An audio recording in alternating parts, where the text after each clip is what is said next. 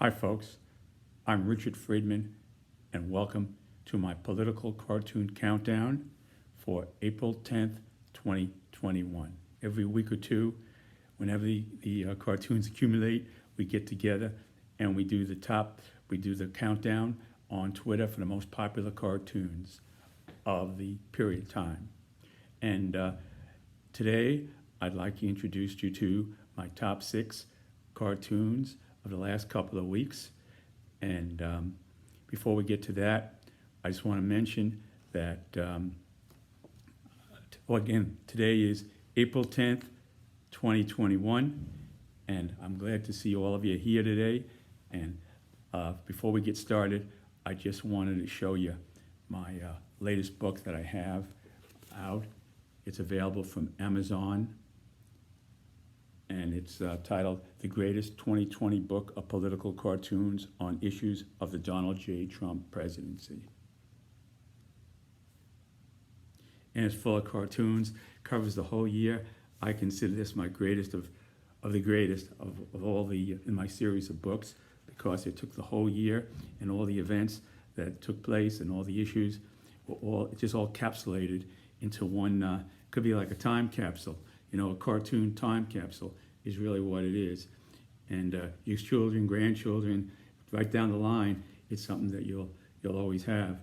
You know, it's probably better than going to the Trump Library, because there you only get to see the stuff they want you to see. Here you get to see you get the whole soup, from soup to nuts to dinner, from soup to nuts. You know, you get everything in here. So this is better than a visit to the Trump Library in a way, and you get a good laugh, a bunch of good laughs. Oh, there goes my cell phone, folks. I'm going to shut that thing down right now. Okay, here we go. There we go. I'm going to shut that thing right down. Power off. That's it. This power is on, folks, and that power is off. So let's have a go at it. This is just a sample of the cartoons that I've done in the book here. I'll show you a few. I'm going to try to give you, instead of synopsis, just some of the pictures. And then just go to, this is something I did with Laurel and Hardy, with Anthony Fauci cheering himself up to watch Laurel and Hardy getting away from Trump. He switches his TV. He has 2 TVs, and he switches over. And that's one thing. Here's Secretary of State Mike Pompeo.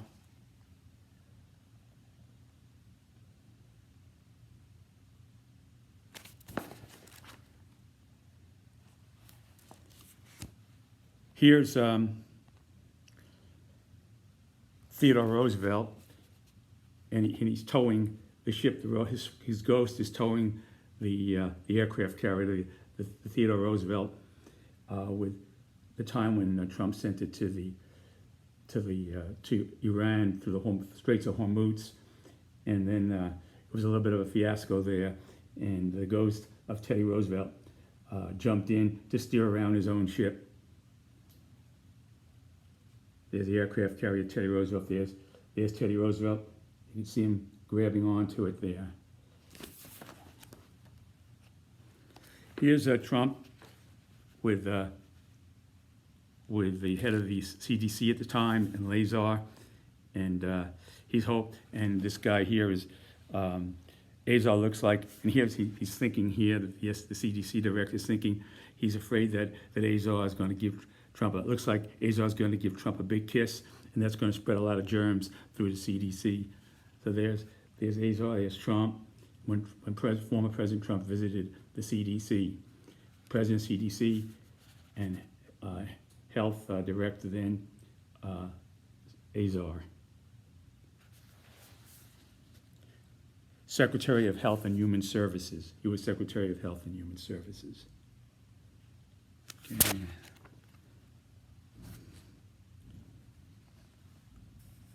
Okay, here's former President, another former President, Richard Nixon, on Twitter, a hypothetical tweet from former President Nixon.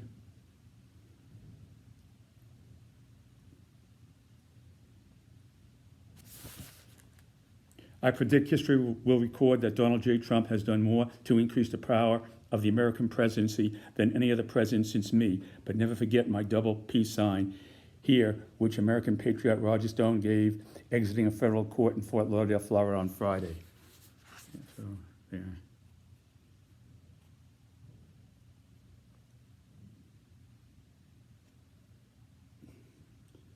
Okay.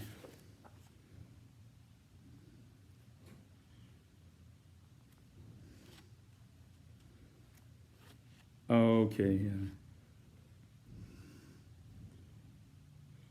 Here's a last one I'm going to show you is Adam Schiff. Okay, here's Adam Schiff. He's going to Zoltar. Remember those Zoltar commercials for Liberty? Why pay more when you don't need? He goes to Zoltar.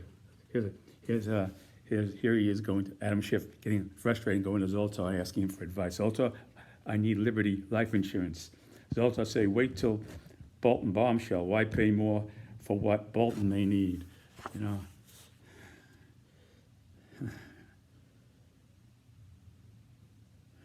Okay.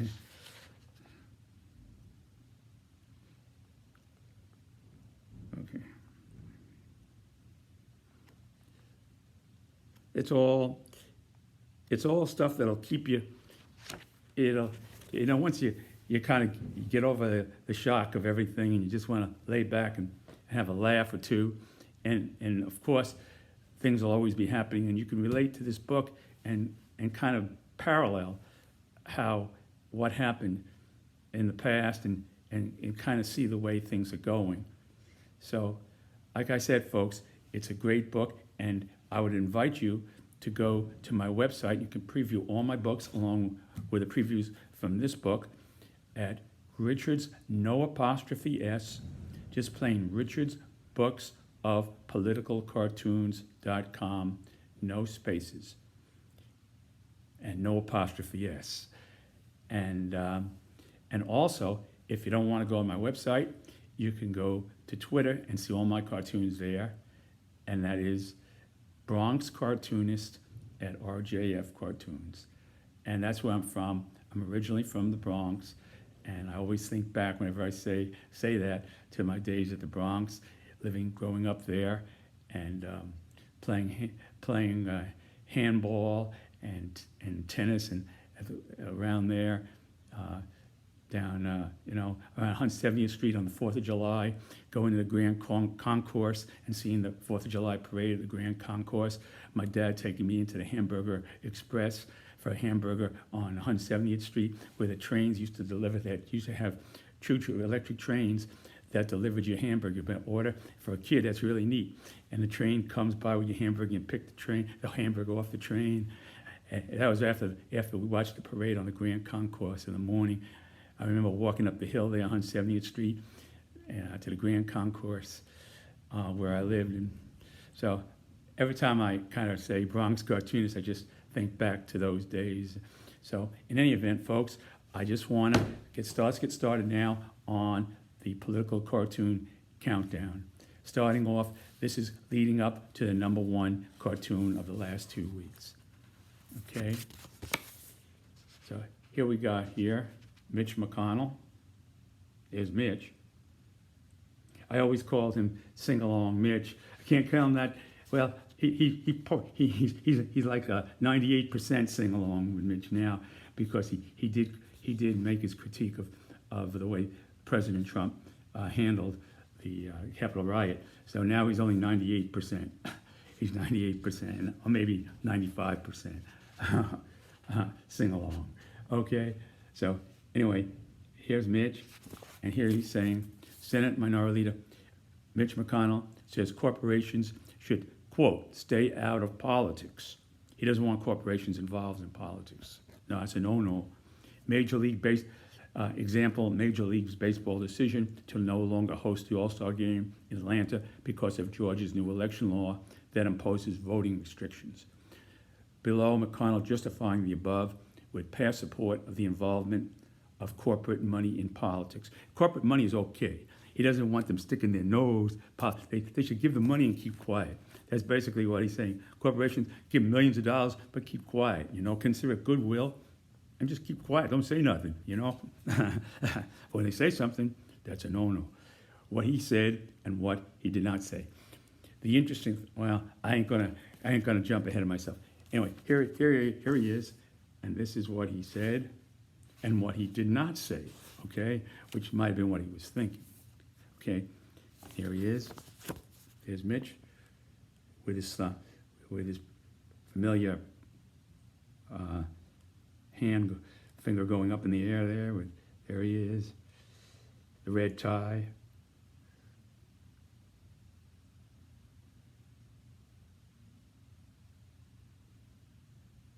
Okay.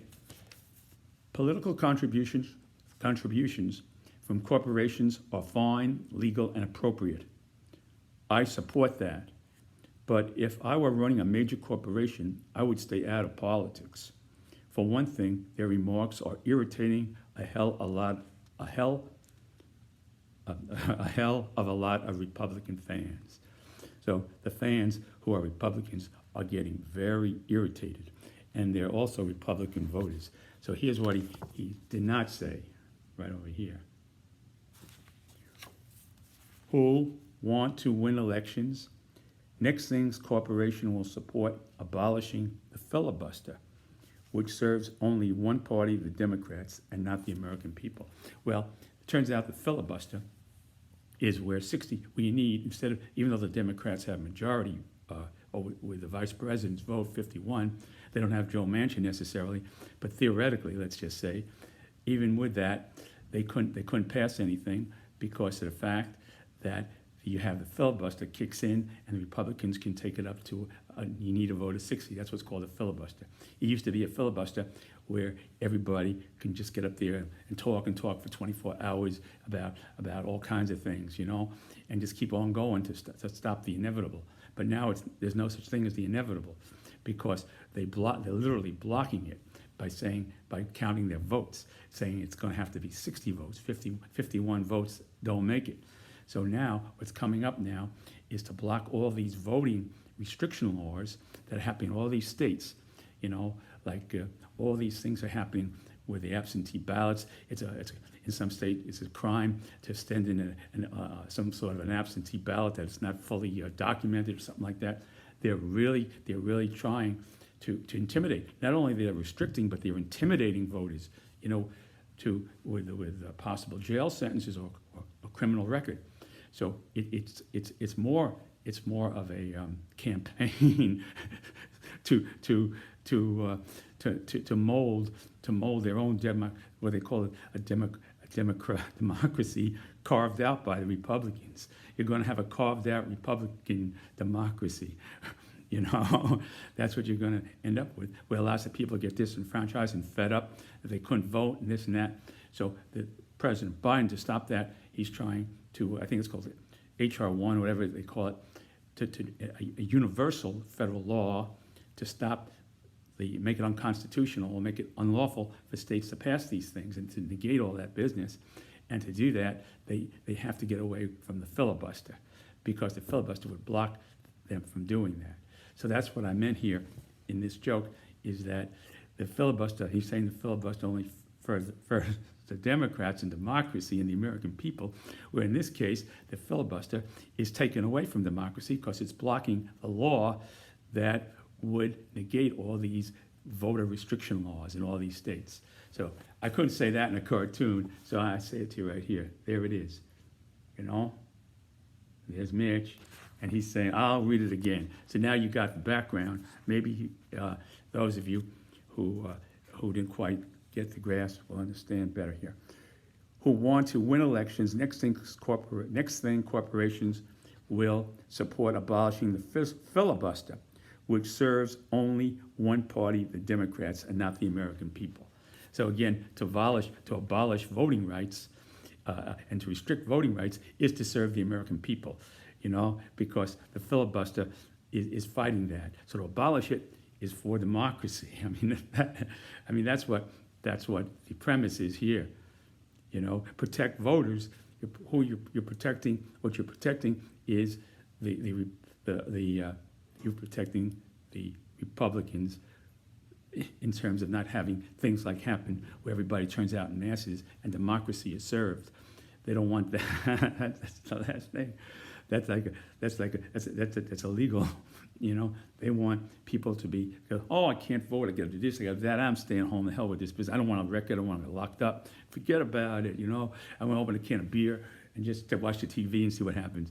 That's the kind of mentality they want to foster, and they call that pro-democracy and really stopping and really securing the vote. You know, so that people who got a piece of bread online or a piece of drink of water, that's against the law. You know, aiding and abetting democracy is against the law. Okay, enough said about that one. Okay, that was the okay. Now here we have this here. Here is a grandmother watching television, elderly devout Trump supporter watching the former president's Easter message. Smiles thankfully that she did not ask for a donation refund after she was scammed by a confusing print that included an auto-check box that authorized the Trump campaign to use her thought to be one-time $50 donation to withdraw that amount from a checking account every month for the rest of the campaign. So what they did is they had all this verbiage and all these tiny print, and below it had a box that was checked that you agree that every month the amount you just gave will be deducted from your account and applied to the Donald J. Trump campaign.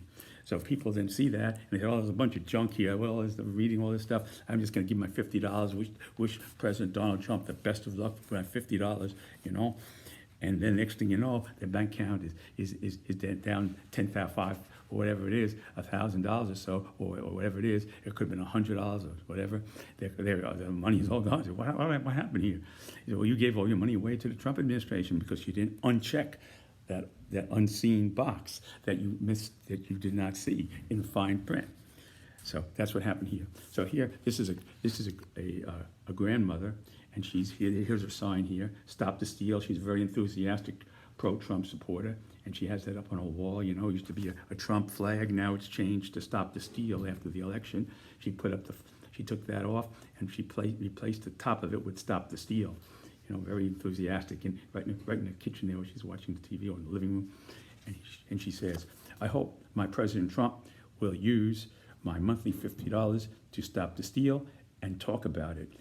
And then here goes President Trump. Okay, here he goes, and he's saying, Happy Easter to all. This was President Trump's Easter address that he made. Okay, Easter message. Okay, that was his Easter message. Here it is, former President Trump's Easter message to America. Happy Easter to all, including the radical left crazies who rigged our election and want to destroy our country. Word for word from the former President Trump. Okay? There it is. And then she says here she is. Here's Granny with thumbs up, and she's enthralled with that message. And she's really puts a thumbs up, and she's really happy there, you know. There she is. She's really digging it, really digging the stuff. And she says, I knew he would say that. I say F.K, all of my liberal grandkids, it all goes to Trump. So she's going to change her will now and leave all her money, instead of the grandchildren, is all going to go to Trump, because she knows that that's money well spent to fight the steal of the erroneous, ungrounded, basic proposition that the election was stolen. There was no evidence. People investigated left and right, but it's still there, and people are very upset about it, because they've been indoctrinated into being upset about it without having the facts, and that's the facts. You know, the facts are not there. You know, so anyway, so she's decided now, based upon hearing what she heard, she's going to leave everything. She's going to disinherit her grandchildren and leave everything to the Donald J. Trump campaign for 2024. Re-elect, make America great again and again. You know, let's do it. You know, and there she is with a thumbs up in front of a flat screen TV. There she goes. There, she's happy boy, and she's jumping up in the air there. Whoo. Okay, there. Okay, now here we got Mitch going back. This is an oldie but goodie of Senate Minority Leader Mitch McConnell in front of way back when he was a junior senator before he became the majority leader, and way back when he was beginning his career, his great career. This is going back to beginnings, where he was very politically conscious of what he had to do to get to the top, which meant standing in front of a Confederate flag. Okay, there he is, you know. And I suppose this was actually a picture that he did. And I suppose these are Union soldiers in retreating from the Confederate Gray Army, and there he's in retreat, and the Confederates are following him, and he's a Union soldier in retreat, running back home up north from the Confederate Army of General Lee, maybe, who knows, you know. That was that. So it was a very big, you know, it was a picture that implied that, but this is all I could get into it. So I put it there, and here I am explaining what it meant. He was looking a Union soldier in retreat from the Red Army, because they showed a whole bunch of red behind him, and the Union Army was running away in the whole picture. So I just encapsulated this drawing of what he was holding. Okay, that's Mitch, you know.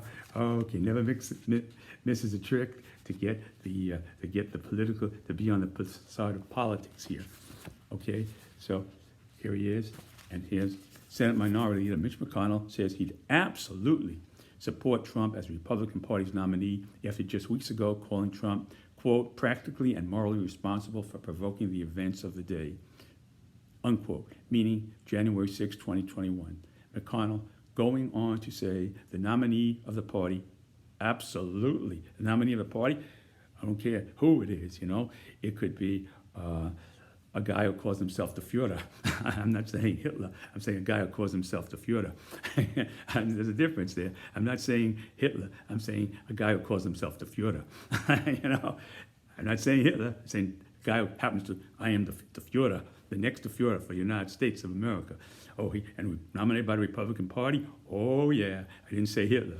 I said Hitler because I'm not meaning not to say Hitler. I meant to say a guy who says he calls himself the Führer of the United States.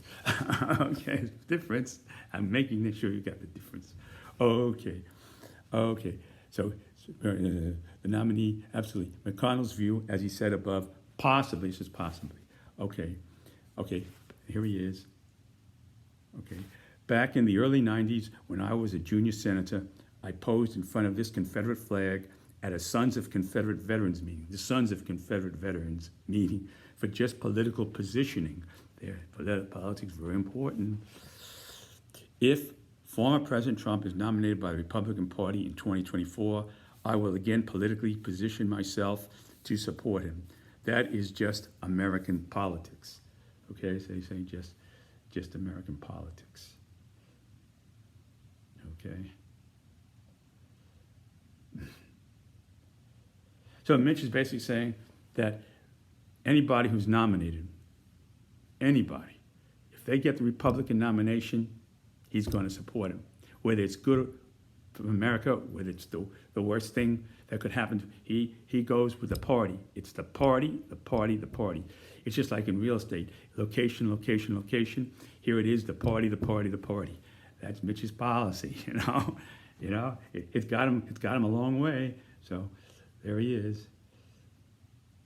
There he is. He's looking to get back into the majority leader, you know. That's where he wants to be. He wants to get back into his, he said he ain't going nowhere. So he wants his majority, see, the House, the Senate majority leader back. He wants it back, you know. He wants that gavel back, real bad. Okay, but again, this was way back when he was a junior senator, before he rose to power, okay? And how probably he did rise to power. Okay. Now, here we have this is a Domino's pizza truck. That's it's an undercover police Domino's pizza truck, undercover police Domino's pizza truck You can see the red lights here on top in case he wants to give somebody who runs a red light, he can also give somebody a ticket with his pizza truck flashing the red lights, you know. So it's undercover Domino's pizza truck. And this man here is an undercover police officer. Dressed up in Domino's, you see he's got that, but then he's flashing his badge, he's really a cop. And this goes on under Atlanta's, Georgia's new law for the 2024 election, a preview of what could possibly happen, okay? And there is a box of Domino's pizza being delivered to a pizza to the polls worker, volunteer worker pizza to the polls. And he's getting it basically from this guy, an empty box of pizza, and being set up to be arrested, you know? So here we go with a cartoon.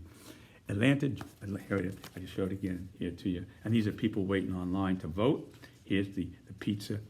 Here is the pizza to the polls worker, the empty box of Domino's pizza, the police undercover showing his badge, and the Domino's undercover police car. Looks pretty good for an undercover police car. That's a Domino's pizza and all that and everything. He's got that on there and everything, but it's a police car nevertheless. So here we go. Atlanta, Georgia's first presidential election in 2024 with the state's law that makes it a crime to give food, water to people waiting online to vote. Amid an undercover state troopers disguised as a Domino's pizza delivery man in an unmarked police Domino's truck charges a man. So here he is, and here's the police. Here he is here is the pizza to the polls delivery volunteer trying to help these people waiting online to vote. You know, they're waiting online, a long line here. It's just the end of the line. It's all the way down there. A lot of people in line, and he's going to give them pizza to give them some strength. And here comes this, okay? And here comes the pizza to the polls, unknowingly getting what he's going to get into, thinking this is just a regular pizza truck with a pizza delivery man, unknowing what was waiting for him, okay? And here goes. Here it says, "What do I owe you today for this delicious pizza feast for our patriot voters here, sir?" You know, that's what he's saying here. What do I owe you today for this delicious pizza feast for our patriotic voters here out here today, sir? And the police officer says here, "Absolutely nothing unless you want to pay for an empty box." And then goes, "Here's my badge. Here's my badge. You're under arrest. Here's my badge. You're under arrest." Showing the badge. Here he is, showing his badge.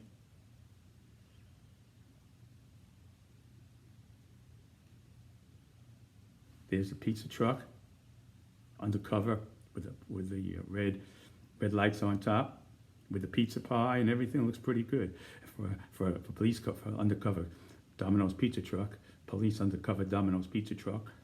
And they have people wait online, and here's the box with the Domino's symbol on it. And then the fellow says, the pizza to the polls man says, "Officer, I could not give any voters pizza from an empty Domino's box. It's an empty box. I could never give these people anything." And then the officer says, here he is, he says, "You are charged with attempted delivery and possession of pizza in a polling area." So it's attempted. He didn't actually deliver the pizza because it was an empty box, but he was under the assumption that the box was had delicious pizza in it. So that makes him, he's being charged with possession and delivery, attempted possession, delivery, and possession, you know? It's an attempted thing, you know? So that's probably a lower, it's a misdemeanor probably, but a lower grade misdemeanor than if he was doing a real pizza and they came by and it was a real Domino's truck. Then it would have been a real big thing. So maybe now he gets maybe a few days in the slammer or something like that, maybe a month or two instead of a year. He gets only a couple of months in the slammer because that's a little reduced sentence because it was attempted. It wasn't an actual delivery because the pizza box was empty. So there you have it, folks. That's the story of the new Georgia restriction voting law. Okay, there we go. And how they would use like decoy the undercover, like they use undercover cars to give people tickets. You know, you see a lot of times you drive by and you look, oh, that's a regular SUV, and they got the lights on. Oh, good boy, I'm glad he didn't see me. And here he is now. We got Domino's pizza trucks, an unmarked vehicle, Domino pizza truck, police vehicle. So that's the new step in the progression, okay, of our democracy and police enforcement and laws. Our lawmakers, more than anything else, our lawmakers, because these cops are going to have to follow law, even if they disagree with it. They're going to have to follow through with what they're ordered to do. So it's really the lawmakers who have accomplished this. Okay, now here we have. Okay, here we have. Here, this is. I don't know if you remember this. This is Al Scarface Capone, and this is Gates, Matt Gates, and here's the story behind that. And he's alluding to Scarface, Al Scarface Capone. Okay, and he's alluding to this individual, and he's speaking here. Now here's the story. Here's the story. Trump loyalist, Matt Gates, very loyal to President Trump. Trump loyalist Representative Matt Gates, Republican, Florida, under investigation since the days of the Trump administration for sex trafficking. Now, this is something that didn't come up overnight just because Biden became president. This was going on the Barr. Barr himself was investigating this. That's Trump's attorney man. You know, Trump's attorney general. Barr was investigating Gates. So that's the background here. Back in November, this is what he said, back in November 2020, he suggested Trump should pardon himself and other administration officials because, quote, the radical left has a bloodlust that will only be quenched. Ooh, a bloodlust. Sounds like a vampire, you know, Count Dracula, you know, Count Dracula, you know, it comes at night with a thing, Count Dracula, that could only be quenched if they go after those who worked hard for the Trump administration that delivered for the American people. You know, they come out they only come out at night, and they search, and they're searching for the blood of the people. They only come out at night, and they you know, from their castle, from their dark castle. You know, that's what it sounds like. They go, who worked hard for, you know, only be quenched, a bloodlust. You know, Count you know, Count Dracula. There they go. That's the radical left. The Count Draculas, you know, flying around at nighttime. You know, when it's safe to go out. Okay, live for the American. What Gates said and what Gates did not say. Okay, so here's Gates, and here's what he said, speaking to his supporters with his thumbs up. He says, here's Gates. Let's do a close up. There he is.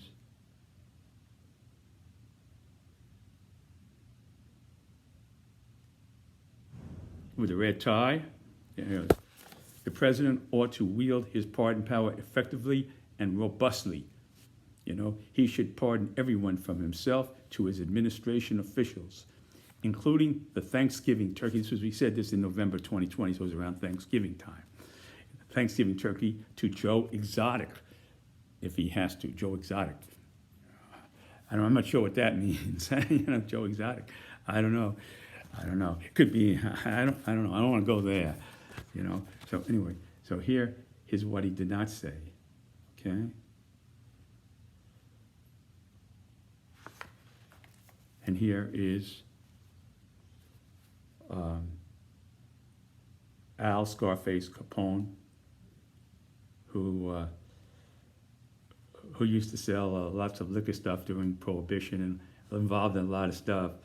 You know, but he was only convicted for tax evasion. You know, that's all they were able to ever really prove, that he evaded paying taxes. So he never really was convicted for that. You know, there he is, Alphonse Scarface Capone. And there's Matt Gaetz' point. Basically saying he should be pardoned too, posthumously, because he was only convicted on tax evasion. Okay, so here we have here,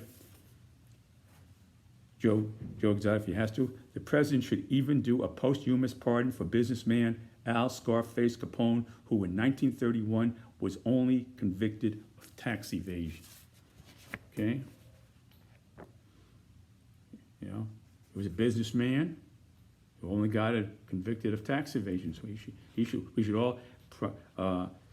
President Trump should posthumously consider pardoning him too. You know? There he is. And there's Gates.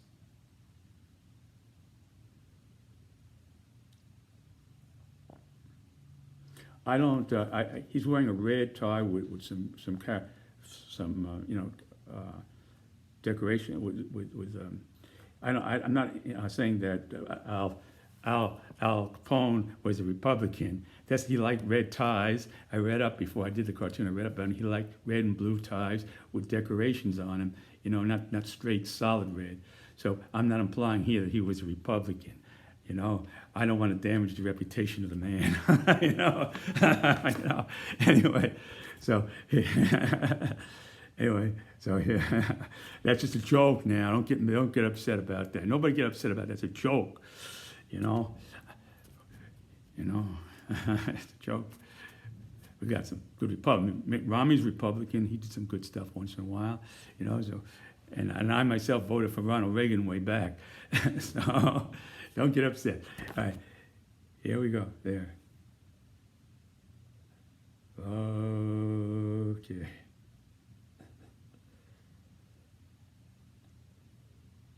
There. All right. Now, el número uno de la semana.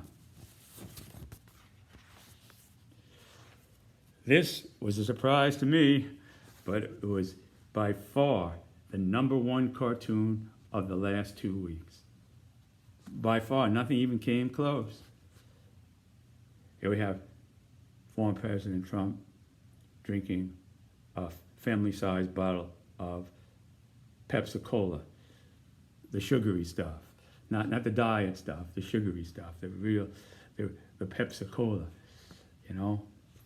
Okay, now here, Trump Pepsi TV ad dream. So President Trump has a dream, basically, former President Trump has a dream about making a TV ad for Pepsi Cola, since Coca-Cola is joined the list of companies that are protesting against the Georgia restriction laws, the voting restrictive laws in Georgia, and Coca-Cola is based in Atlanta, and they are basically protesting those restrictive laws in Georgia, voting restrictive laws.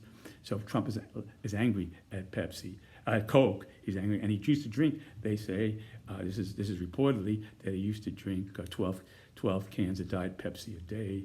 So he of Diet Coke a day. He used to drink 12.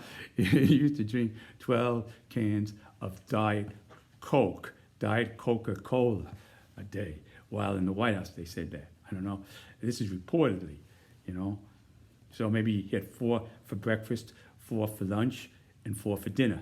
So that would break the day up, you know. 4 in the morning, 4 in the afternoon, and 4 at night. So that would be 12. Maybe he did it that way, you know. You know, that would make sense. Okay.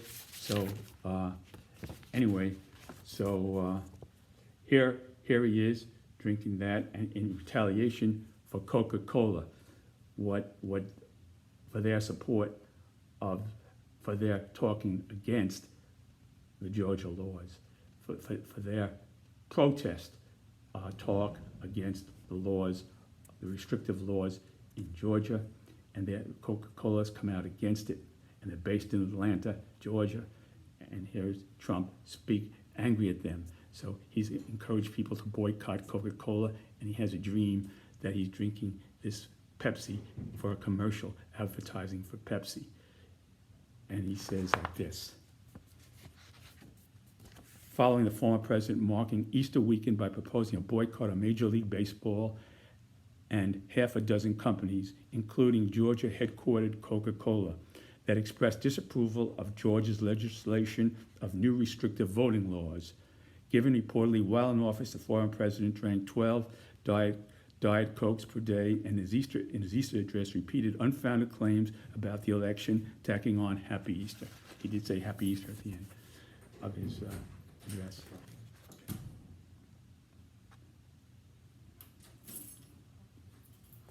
Okay, and here he is.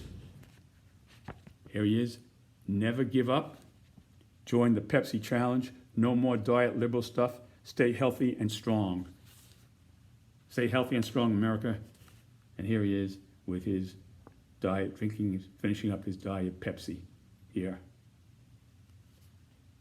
As a commercial to get back at Coca-Cola for supporting the restrictive, for speaking against Georgia's restrictive laws that Coca-Cola did do. Come forward to speak out against it.